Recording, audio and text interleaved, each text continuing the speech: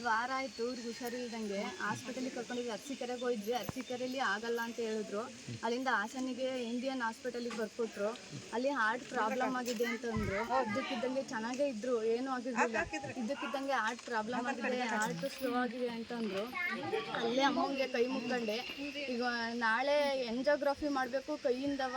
Angiography ಮಾಡ್ತೀವಿ, ಎಂಜಿಯೋಗ್ರಫಿಲಿ ಏನಂತ ಬರುತ್ತೆ ಅಂತ ಚೆಕ್ ಮಾಡ್ತೀವಿ ಅಂತ ಅವ್ರನ್ನ ಒಳಗೆ ಕರ್ಕೊಂಡೋಗೋ ಇದರಲ್ಲಿ ಕೈ ಮುಕ್ಕೊಂಡು ನಿಮಗೆ ಅಕ್ಕಿ ತಗೊಬರ್ತೀನಿ ಕಣಮ್ಮ, ಸೇವೆ ಮಾಡ್ತೀನಿ ಅಂತ.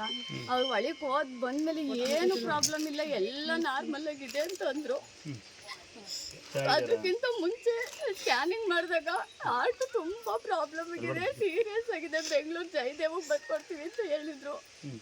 ಅಲ್ಲಿಂದ ಮತ್ತೆ ಅಮ್ಮಂಗೆ ಬರೀ ಕೈ ಮುಕ್ಕೊಂಡು ಅಲ್ಲಿಂದ ನಿನ್ಗೆ 2 ವರ್ಷದಿಂದ ಸೇವೆ ಮಾಡ್ತಾ ಇದ್ದೀನಿ ಕಣವ, ನನ್ನ ಗಂಡು ಉಳಿಸ್ಕೊಡ್ತೀಯ ಬಿಡ್ತೀಯ, ನಿನ್ನ ಮೇಲೆ ಬಿಟ್ಟಿದ್ದೀನಿ ಅಂತ ಅಂದೆ. ಆಮೇಲೆ ಡ್ರೈವಿಂಗ್ ಮಾಡಂಗಿಲ್ಲ ಅಂತಂದ್ರೆ ಈಗ ಅವರೇ ಕಾರ್ ಉಳಿಸ್ಕೊ ಬಂದಿದ್ದಾರೆ.